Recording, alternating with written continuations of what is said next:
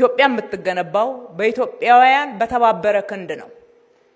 ብልጽግናን የምናረጋግጠው በሁላችንም ከሁላችንም ለሁላችንም ነው። የኢትዮጵያ መበልጸግ የሚጎዳው ኢትዮጵያዊ የለም፣ ሊኖርም አይችልም። ኢትዮጵያን የተምሳሌት ሀገር እናደርጋታለን፣ ወደ ተምሳሌት እናሸጋግራታለን ስንልም ኢትዮጵያን እናበለጽጋታለን። መዳረሻችን ብልጽግና ነው።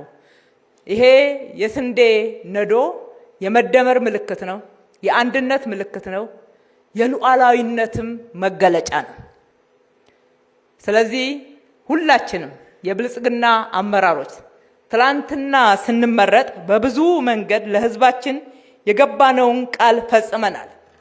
በሱ ለመኩራራት አይደለም፣ ግዴታችን ነው፣ ኃላፊነታችን ነው፣ የተወጣ ነው። ግን የበለጠ ለመስራት የሚያስችል ስንቅ ይዘናል፣ ልምድ አግኝተናል፣ ብዙ ፈተናዎችን አልፈናል፣ ተሻግረናል። በዚህ ውስጥ ብቻችንን አልሰራንም፣ ሕዝብን አስተባብረናል። ሕዝብ ተባብሮናል፣ አብሮን ቆሟል። ሰላምን በማስከበር ሰላምን ዘላቂ በማድረግ ልማትን በመስራት እንዲሁም በአጠቃላይ ሰው ተኮር ስለሆን ሰዋዊ የሆነ መርሃችንን ለሕዝባችን አድርሰን ተግብረን ፈጽመን የብዙዎች እንባ እንዲታበስ፣ የዘመሙ ጎጆዎች እንዲቃኑ፣ ድሆች ጓዳቸው እንዲታይ፣ እንባቸው እንዲታበስ፣ ሁሉም በእኩልነት ስሜት ወጥቶ መግባት እንዲችል ባረግነው ጥረት ውስጥ አንድ ቀንም ሕዝባችን አልተለየንም። ዛሬም እንሰራለን ስንል አንዱ መተማመኛችን የሕዝባችን በቅንነት በአንድነት በትጋት ከኛ ጋር መቆም ነው። ለዚህ ነው ስለ መደመር የምንናገረው።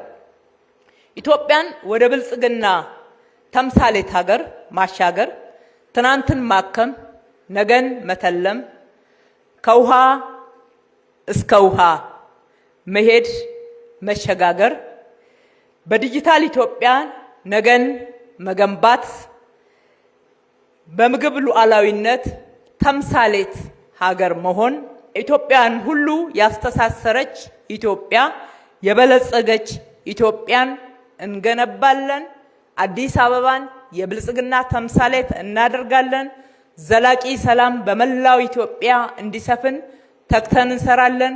ብልጽግና ቃሉን ይጠብቃል። ብልጽግና ቃሉን ይፈጽማል። ብልጽግና ከሕዝብ ጋር ተቀራርቦ ሕዝብን ይዞ ሕዝቡን ጉልበት አድርጎ ሕዝቡን የሉዓላዊ ስልጣን ባለቤት በማድረግ በኩል በሐቀኝነት ቃሉን ለመተግበር ቃል ይገባል።